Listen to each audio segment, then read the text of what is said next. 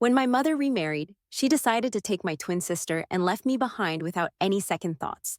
For many years, she never bothered to reach out or check on me. She simply walked away. Then, after I had established myself, she re-entered my life, berating me for being an ungrateful child on social media. I felt nothing, perhaps a bit amused. Mrs. Clara, I thought, you can't just say whatever you want. When I was 8 years old, my father had an accident at a construction site. He fell from a height and didn't survive long enough to reach the hospital. Shortly after, my mother took the compensation money from the site and remarried. As she was leaving, she signed a document relinquishing custody of me and agreed to give me up for adoption, coldly pushing me toward my grandmother in the countryside. Grandma, take Emma. I'm taking Mia. If it's too much, just find someone else to care for her. She said she would raise Mia well enough to care for me in the future.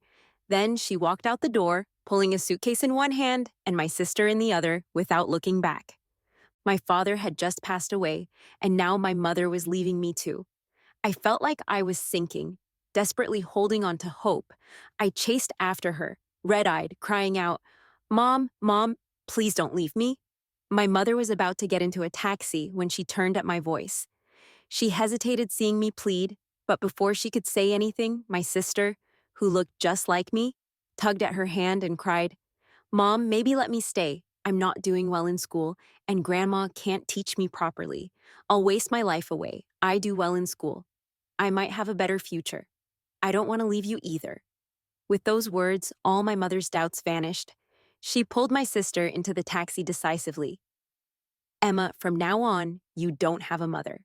Let Grandma find you new parents." My sister was always sweet-talking and pleasing our mother. On the other hand, I was seen as the average child with little potential. I was like a pet that could be given away. Choosing Mia over me seemed like the best investment to my mother.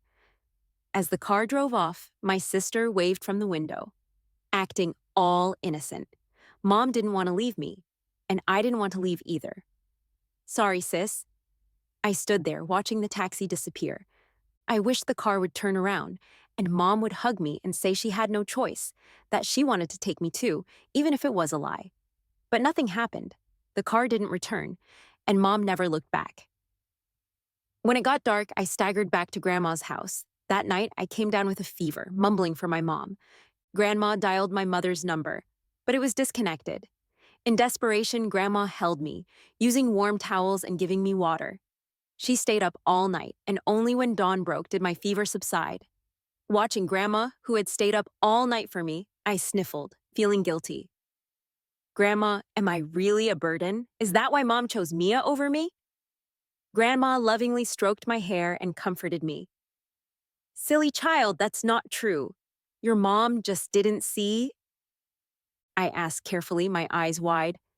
"Grandma, will you send me away too?" Those few seconds felt like forever until Grandma firmly said, "No, Emma, I'll always take care of you." In the days that followed, the word mother was blank in my life. I transferred to a local school, and Grandma cared for me by working as a nanny during the day and doing handiwork at night to support me. Life was tough, but Grandma's love made me feel more cherished than before. I focused on studying, and my grades started to improve. Back then, my average performance was because Mia was in training classes while I did chores. At night, Mia went to bed on time, but I stayed up late helping Grandma at her food stall. Lack of sleep made me doze off in class, struggling academically. Mom was always biased. Even though my twin sister and I looked identical, she favored Mia. My mother was superstitious, believing the child who called out Mom first would be the smartest and most devoted. I called Dad first. Mia called Mom. From then on, Mom focused on Mia. Mia lived up to it, being eloquent and a decent student, while I was just the petty older sister. One incident stands out vividly. After Mom left, Mia sneaked into Mom's room, trying on her jewelry and using her makeup like she always did. I didn't pay much attention until a few days later when Mom found her jade bracelet broken in half. Enraged, she stormed into our room. "Who broke my bracelet?" I knew that jade bracelet. My mother always treasured it. It was said to be passed down from my great-grandmother to my grandmother, and then to my mother. Mia had been in my mom's room. I instinctively looked at her. Before I could say anything, Mia brought a washboard, knelt on the ground, and sincerely said, "Mom, I'm sorry." It was my sister who accidentally broke it. She asked me to cover for her. So I didn't tell you, Mom. Don't blame her. She knows she was wrong. She didn't mean to. Mia, you're lying. It was you who secretly went into Mom's room. I barely got halfway through my sentence before a loud slap cut me off. I could feel my cheeks swelling instantly, hot and painful. Covering my face, I looked at my mom in disbelief. Tears welled in my eyes, but I stubbornly refused to let them fall. My mother's face was flushed with anger, and she blurted out, "Emma, get a grip. Your sister knows how to help. Why can't you? All you do is throw mud at your sister. Aren't you a little old for that? Have some dignity." I told you I didn't do it. Mom, am I not your child too? Can't you believe me even a little? I shouted, teeth clenched. My face hurt, but my heart ached more, feeling so wronged. This is my own mother. Why does she treat us so differently when we're both her daughters? Mia continued kneeling there, looking pitiful with tears in her eyes. Mom, don't be angry. You can blame me. Just don't be mad at my sister. She paused, then looked up at me, seemingly trying to console me. Sis, don't upset Mom. So, Dad is busy working away, and Mom's been raising us both so hard. I scoffed. Mom works hard, so I have to take the fall for you? You did something wrong, and you still say this. Don't you feel guilty? Enough. Is this how you act as a sister? I trust Mia more than you, my mother declared, like a final verdict. No matter what I said, she preferred to believe Mia. She helped Mia up from the ground and, pointing at the washboard, ordered me, Emma, you're not sleeping tonight. Kneel here and reflect.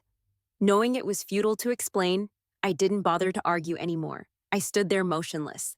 My mom probably got angrier at this, forcibly pressing my shoulders to make me kneel on the washboard. A child's strength is no match for an adult's. I didn't say you could get up. Don't move. Mia, keep an eye on your sister for me. With that, my mother left in a huff. Mia shrugged, happy with herself, and called after my mom's back, Mom, I'll talk to my sister again. She knows she was wrong that night. I really did kneel there the whole night. There were many memories like this. For example, when dividing apples, Mia would always generously give me the big, nice one and keep a smaller one for herself. My mother saw this and always praised Mia for being considerate, but the outcome was always the same. The big apple for Mia, the little one for me. I'm capable of those little tricks, but I just refuse to do them. Maybe if I had acted like Mia and pretended to be sweet, Mom would have favored me a bit more. But she's my mother. Should I have to put on an act to get better treatment? If that's the kind of love I get, then I don't want it. At 16, I got into a prestigious high school in the city with excellent grades. Grandma moved from the countryside with me to the city. On the day I received the acceptance letter, I hugged Grandma joyfully. Grandma, I'm in the prestigious high school now. Once I get into college, I can earn money, and you'll live comfortably with me. Grandma smiled widely. I thought life would get better, but it seemed like fate enjoyed messing with me. Just when things were going smoothly, unexpected events always dropped out of nowhere. Grandma was hit by a motorcycle on her way to work as a housekeeper for an employer in the city. Her spine was severely fractured, and she was taken to the hospital. We had no other adults in the family. It was just Grandma and me. When the teacher came to inform me, I was in evening self-study. I covered my mouth and left the classroom, and only outside the school gate did I dare to cry out loud, running desperately to the hospital. I was terrified, afraid that the accident that killed my father when I was young would replay in my life. I was so scared that after taking my dad, God now wanted to take Grandmama away too. When I arrived at the hospital, I found out the motorcycle driver who hit Grandma had run off. Back then, street surveillance wasn't perfect, and no one captured the driver. The employer Grandma worked for, upon knowing she needed surgery, didn't want to be responsible. They left Grandma $200 and vanished. Emma, I'm okay. Go get a ride. We can go home. I don't need surgery. Grandma lay weakly on the hospital bed, forcing a smile. Tears streamed down my face as I shook my head desperately. I knew well how tight money had been at home. Grandma's job as a housekeeper barely covered my tuition and living expenses. Moving to the city drained nearly all of Grandma's savings. $20,000 for surgery might be nothing for other families, but back then, it felt like a huge burden on me. I can't remember how many people I begged or how many bows I made that night. I searched for every nurse, doctor, and even the hospital director, pleading with them to allow Grandma to have surgery first. But hospitals aren't charitable institutions.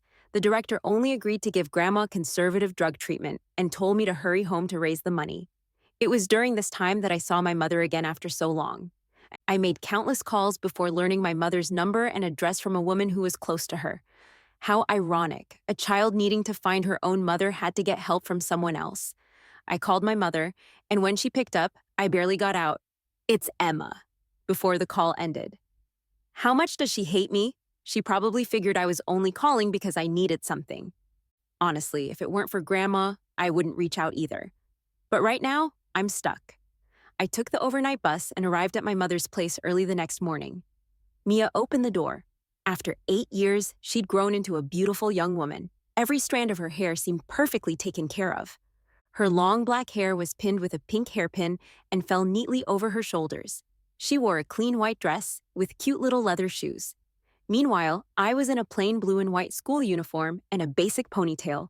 After an all-night bus ride, I was a mess. She took a moment to recognize me, her face showing surprise. "You're Emma? What do you want?"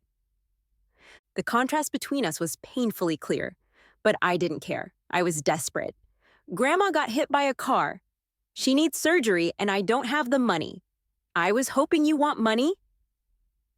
"How is this our business?" Mia interrupted coldly.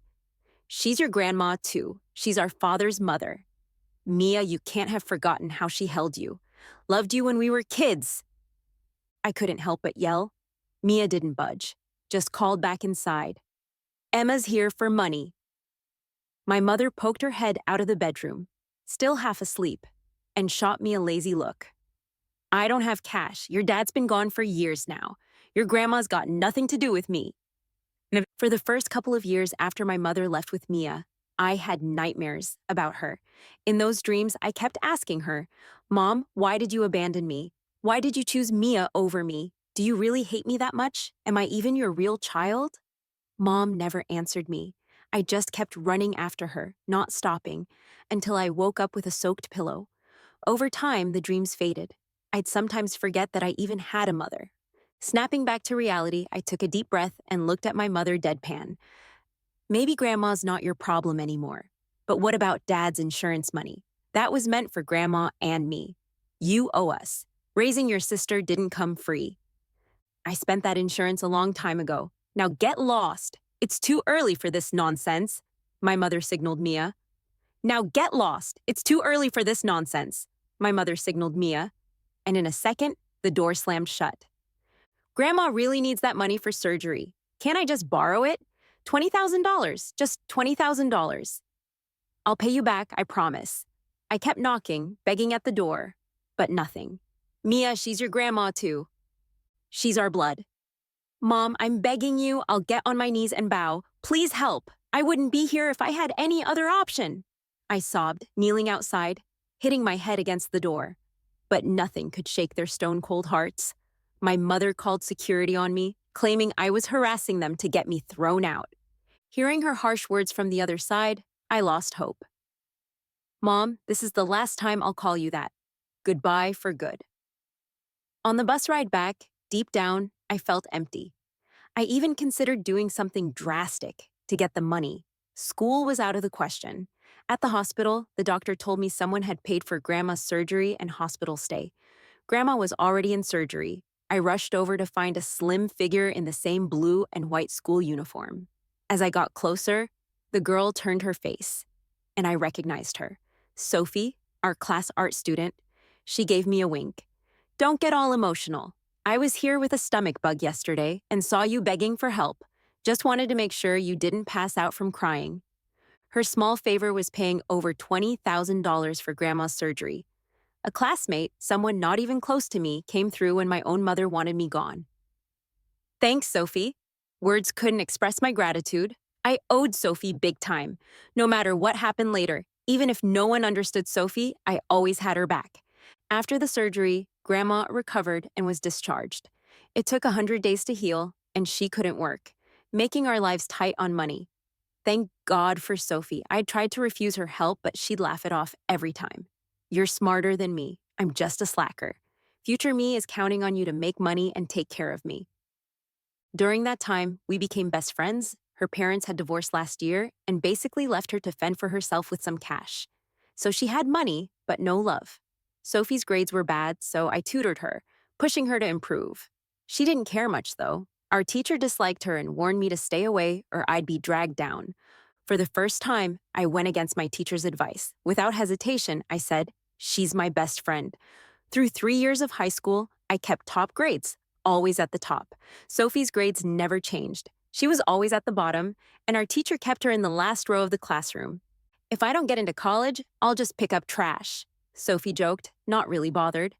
Even though she didn't listen, I still insisted on tutoring her with patience. Just before the college entrance exam, Sophie got caught by our teacher playing on her phone in the dorm. The teacher scolded her harshly, saying, "You're always on that phone. You'll never amount to anything." Sophie didn't care, and after a big argument, she stormed out of school. She didn't even bother to take the college entrance exam and didn't come to our farewell dinner either. A classmate advised me, "Emma, hanging out with someone like Sophie, who doesn't care about studying, won't end well for you." Yeah, she even dares to argue with a teacher. I've never seen such a brazen student. Ha, while we're in college, she'll probably be somewhere collecting trash. Friends were gossiping all over. I slammed my chopsticks down and left the table. No wonder Sophie doesn't want to come. Your mouths are just too toxic. I'm about to suffocate from your negativity. Next time, remember to rinse your mouths out before you speak. After leaving the gathering, I found Sophie at a motel near the school. She was lying on the couch with her phone, looking relaxed. "Sophie, without taking the exam, what are you planning to do?" I brought her grilled chicken drumsticks that she likes and handed them to her. She shrugged and gave a wry smile. "My parents haven't sent me any money for a while. Even if I did get into college, they wouldn't pay for it, so it doesn't matter." I understood her. She seemed carefree, but must have felt terrible. I went through something similar as a child, feeling abandoned by my parents. I knew how it felt. I hugged her without saying a word. "Sophie, you helped me before. Now it's my turn to look out for you." After checking out of the motel, I helped Sophie pack her clothes and books from the dorm and took her to the apartment I shared with my grandma. "From now on, this is our home. My grandma is your grandma too, okay?" "Okay." Sophie laughed cheerfully. Grandma even bought groceries and cooked us a big dinner. While eating, Sophie shared her plan. "I'm thinking of making short videos." Sophie was a dance student with great looks and a good figure. She was good at singing and dancing. She wanted to start a TikTok account, posting dance videos to gain followers and earn through ads and live streams. Since the exams were over and we were just waiting for results, of course, I supported my best friend in her new endeavor. Upon hearing our plan, Grandma cheerfully raised her hand, offering, "You need a role for an old grandma? Count me in." Sophie and I almost burst into laughter. Sophie sent me several popular accounts to study their videos. I noticed many were scripted, but the ones with unique features and relatable content, especially about family life, seemed to engage fans a lot. Sophie launched an account with the three of us as main characters. I was in charge of content planning. Our account, featuring a 60-year-old grandma and two 18-year-old granddaughters, dancing and sharing their daily lives, began gaining attention slowly but surely. A month later, I got accepted into a top local university. On the day I received the acceptance letter, our TikTok account blew up. Followers skyrocketed, and ad offers flooded in. For days, our account was everywhere on TikTok. And even those classmates who advised me to distance from Sophie kept calling us, wanting to be part of our videos. Sophie didn't bother with them and blocked their numbers. After school started, things got hectic. Sophie and I formed a small team for our video production and set up a studio. We hired people for filming and editing, though I still handled content planning. One account wasn't enough, so we started a second one. Not gonna lie, during that time, we were making money faster than we could count. Then an unexpected visitor showed up, my mother and my twin sister. When she saw me, my mother greeted warmly, "Emma, I can't believe you've done so well." "I saw your account. It's so popular." Out of politeness, I didn't shut them out. "Hey sis, mom's talking to you." "Why the cold shoulder?" Mia pouting complained. Get to the point, I said, not wanting to waste time. Emma, you're making so much now. You shouldn't just spend it on yourself. Mom and your sister are your family too. Shouldn't we get to enjoy some of it with you? My mother said with a forced smile. Yes, sis, I just got into college too. Since mom and uncle divorced, things have been tight. Can you support me, please? Mia chimed in. How much do you want? I asked plainly. Mia and my mother exchanged a look, eyes filled with greed. The more, the better. How about starting with $500,000? I almost laughed at how shameless a pretty girl could be. Before I could say anything, Sophie behind me started sweeping at invisible dust with a broom, muttering, "Excuse me, I'm cleaning here. What a mess. So filthy." Pretending to sweep dust, Sophie unceremoniously shooed them out the door. My mother and Mia, shut outside, weren't giving up easily. You can't be so heartless, sis. No matter what, you came from mom. Treating her like this isn't right. Mia banged on the door, shouting from outside. So, when you say you're being considerate, does that mean I'm just your ATM? $500,000? Really? You think it's that easy just to ask for that kind of money? If you're so filial, why don't you give your mom $500,000? I couldn't help but want to snap at her. Emma, I had someone calculate it. Your ad revenues from that account far exceed $500,000. I haven't asked you for more. I heard my mom yell from outside. Exactly. You earned so much and you won't give up just $50,000? Sis, you're so stingy, my sister chimed in. Both of them kept at it, taking turns dissing me from outside the door. I couldn't be bothered to argue, so they just got worse, shouting insults about how ungrateful I was and calling me heartless. Even though I've stopped caring about motherly love or sisterly bonds, their harsh words still stung. Sophie came from the kitchen with some sliced cantaloupe and pulled me to sit on the couch with her. Chill out and have some cantaloupe. Think of those words outside as just two birds chirping away. Her joke got me smiling. Thankfully, Grandma was out of town today. She definitely would have been upset at this mother-daughter duo. There's this ancient drama that's really popular right now. The lead guy is so handsome. I'd totally marry him, Sophie said, turning up the TV volume to drown out the noise outside. We just laid back on the couch, watching the show. By the time an episode finished, the yelling had finally stopped. Wow, Auntie, you're still here? Talk about persistence? Sophie whispered through the peephole. Outside, my mother and sister were leaning against each other, catching their breath. Hearing Sophie, my sister Mia jumped up. Sis, I'm your own flesh and blood, and Mom's your actual mom. You're throwing us out into this heat for just $50,000. You're so cruel. My mother sat there on the sidewalk looking angry. Emma, leaving with your sister was the right choice since the beginning. You had no heart from the start. That's why I chose her over you. Sophie shot back. Wow, Auntie, you've got guts. You didn't want Emma back then, so why pretend now that you care? She's just a daughter you tossed aside. If you want money so much, ask your other good daughter. My mother was momentarily speechless, then finally said, Emma, are you really not giving us the $50,000 today? Just leave. I'm not your cash machine. I raised such a wonderful daughter. Emma, wait and see. Being so heartless, karma won't be on your side. Leaving those words behind, my mother and Mia left. I breathed a sigh of relief, not giving much weight to my mother's harsh words, though I underestimated their drama capabilities. A month later, a TikTok account called Dear You the Original was gaining followers quickly. The star, Mia, who looked strikingly like me, was shedding fake tears, claiming to be the real me on the account. With us being identical twins, it wasn't a shock she could mimic me closely enough to fool strangers. They kicked me out of our trio for profit and replaced me with my cheap twin sister to pretend in the account. As our account's popularity grew, her followers soared. Every video had her looking heartbroken and pitiful. She'd been honing this act of feebleness and distress forever. If I didn't know better, I might have fallen for her crocodile tears too. In some videos, my mother made a cameo. They're twins after all, born from the same womb. They're both my flesh and blood. But my eldest daughter is so ungrateful. Even watching her sister get bullied, she didn't help. Instead, she joined the bullies my mother lamented. She showed old photos of me and Mia as kids. Look, they're identical, but my eldest never did well in school and kept to herself.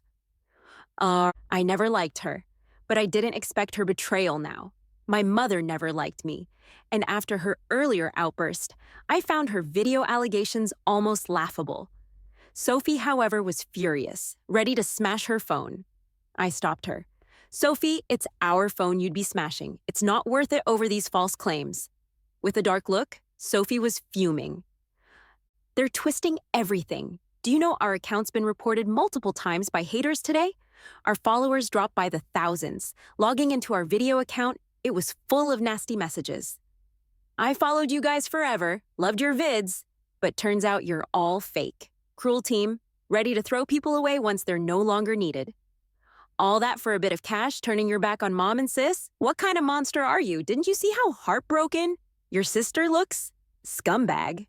And more, even worse comments. Even our office phone kept ringing off the hook with concerned fans defending Dear You. I told our team to unplug the phones for the time being, to stop checking TikTok messages and comments, out of sight, out of mind. That evening, Sophie and I went live on our account to clear things up, explaining that I'm the real Dear You, and the other account was just clout chasing. But there was no changing minds. People already believed Mia's and my mother's side of the story. Our live just invited even more hate. 6, are you guys trying to make fools of us? Finding a fake can't replace Dear You? We won't buy it. Block and report them. After ending the live stream, Mia called. Even over the phone, I could hear the smugness in her voice. Emma, regretting now? My mother and I are gonna grab that $50,000 with this traffic ourselves. But if you're willing to leave Sophie's account and work with us, maybe I'd think about giving you a high-paying job. Yeah, right. I hung up without hesitation. A fake is always a fake. She isn't the real Dear You, just pulling off tearful acts for sympathy without real talent and content planning. Her account has no soul. It won't last. Taking this time off, I gave our overworked team a long break. I also asked for a 2-week vacation from school to take Grandma and Sophie on a trip. TikTok kept showing me beautiful, evergreen places in the South, and Sophie had been dreaming of going. With the studio busy as usual, we couldn't find the time, but now we could relax and enjoy without any work stress. In the evening, Sophie and I sat on a terrace, lost in the view of the lake across from us. The breeze is just perfect. Emma, you scheming something big? Our account's getting roasted online. Sophie sighed, logging off the account. I told you not to check our account. You don't seem worried at all. Sophie squinted at me suspiciously. I was a little worried until Mia's call. That's when I realized it's them who lack confidence. Just wait. I turned Sophie's face back towards the sea, reminding her, we're here to have fun. Enjoy the view first. 2 weeks later, after plenty of fun, I logged back onto TikTok. There weren't as many brainless hate messages, and even Dear You the Real account kept posting that Dear You just keeps copying your old videos, nothing new or interesting. When are you coming back? Was Dear You your planner? Why are there only crying videos on her account? Where's the interesting content and dialogue? I kind of think that Dear You might be the real fake. I checked out Dear You's real account. Besides the early sympathy-seeking crying videos, the new ones didn't do well at all. Lots of negative reviews. It's time to get back to work. So I called the team back. Our account was active again. The script was something I worked on during some downtime. Same trio, Sophie, Grandma, and me. The video was a hit. Wow, my favorite account is back. This is the real trio. My favorite is Grandma. She's seriously too adorable. This is Dear You level planning. Who's the trash pretending to be the real Dear You? I kept all this from Grandma, not wanting to upset her, but she sees right through us. Tonight's video had her adding a line as an Easter egg. You fake! Reveal yourself already. No. We shared behind-the-scenes footage from previous projects, clips of Sophie and me hustling for studio locations and poring over scripts late at night, plus moments of us celebrating birthdays and going on trips, mini snaps by Grandma. The caption read, "Don't taint the friendship Sophie and I share. As time passes, we stay united." We rolled out several more videos in a row. Our follower count soared, and a few hit TikTok's trending list. It's the same vibe as the original trio. The real Dear You is just a fake. I can't believe I fell for Dear You's crying act. You are just a fake. I can't believe I fell for Dear You's crying act. Shame on me. Dear You's account didn't have many followers left. Her new videos got nothing but hate. Not saying anything, sticking to making great content might have been the best way to clear our names. Some people never learned, though, and went back to their pity party ways. A week later, Dear You's Real account posted a new video. There was my mother, looking frail, lying on a bed. Dear fans, I'm sorry I made my younger daughter claim she was Dear You because I had no choice. I'm very sick and need money for treatment, but my older daughter is ungrateful and never gives a dime. I had to have my younger daughter earn it, my mother said, coughing dramatically while clutching her chest. Had I known my older daughter would grow up heartless, I would have smothered her at birth. Beside her, Mia had tears streaming down her face. Sis, hate me if you want, ignore me, but Mom, you can't just abandon her. You can't forsake family for your everlasting friendship with Sophie. Does Sophie make you so much money that now you're willing to leave your poor, sick mother behind? Even the best planner is pathetic if ungrateful. After watching the video, Grandma shook her head. No new tricks, every time it's pity acts. Mia's been spoiled. Sophie and I chuckled. Dear You's account squandering fans' trust before meant that this pity attempt didn't sway the fans much, with most staying neutral, avoiding taking sides. Some clueless bystanders started leaving a bunch of negative comments on our posts. What good is being talented if you're not filial? You don't deserve to be human. You don't acknowledge your own mom. Do you have any sense of family? Watch out. Your kids might treat you the same way when they grow up. Your mom's sick, and you can't give her some money? I've built a tough skin over the years dealing with my mother. So these nasty comments don't affect me at all now. I didn't rush to explain. I let my mother and Mia stir things up online for a few days before I calmly responded with a new video on my account. Sorry, folks, for the drama you've witnessed lately. First off, to the accusations on the account, I want to ask Emily, have you forgotten 10 years ago you signed a document giving me up for adoption? You abandoned your own child. I held up a copy of the document on camera, and my mother's signature was clear as day. Forgotten about 10 years ago? How about 2 years ago when Grandma needed surgery after a car accident? I begged you at your doorstep for money, and you had security kick me out. Remember that? Need me to call those guards as witnesses? Second, Emily claims she's seriously ill and needs money, demanding $500,000 from the daughter she left. Here's what I found. Emily's deep in debt from gambling and wants me to bail her out, not help with medical bills. I took time investigating and discovered she's in a financial mess. I'm thankful she ditched me before. I showed her debt documents with her signature and fingerprints too. Third, Mia, questioning my filial piety. How about yours? Have you ever respected your grandma? You didn't visit or help when she was hospitalized. Heard of the boy who cried wolf? Don't take your followers for fools. This is my last response to the account, no more replies. With the truth out, Sophie and I kept our content coming unfazed. Meanwhile, the account got swamped with reports and was permanently banned from TikTok. My mother and Mia tried creating more accounts, but no one fell for their antics again. Fans reported every new account they attempted. Their fails didn't stop there. They showed up at my office twice to cause trouble, but were swiftly sent packing by my feisty grandma. The first time, Mia faked tears to get money from Grandma. But Grandma flipped the script and clutched me, pretending to need medical help, asking Mia to pay. The second time, my mother went off on Grandma, who put on a stellar performance, crying out for justice, drawing a crowd, pretending to dodge blows. Against shameless people like them, you fight back with a little magic of your own. As long as my grandma's here, they don't stand a chance. Our account got back on track, and we added a few more team members. I handed Sophie my company's card statement with its impressive numbers. Sophie, I signed you up for a prep class, no excuses, study well, and take the college entrance exam. Sophie almost cried out, Emma, I love you so much. As the big boss here, I can't let you have just a high school diploma. So back to school you go. I had everything packed for her, from books to supplies. Seriously, Emma? I'm the soul of our account. We'll watch if I'm off studying. She tugged at my sleeve, looking forlorn. I pulled our fan group a few days back. Over 80% said Grandma's part is their favorite, but kindly pass in one go this time. No retakes, all right?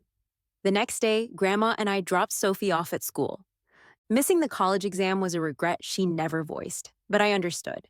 She had a good academic foundation but slacked off. Once she buckled down, her scores shot up quickly. A year later, she passed the arts exams and joined my university, becoming my junior. When she got her acceptance letter, we hit a bar.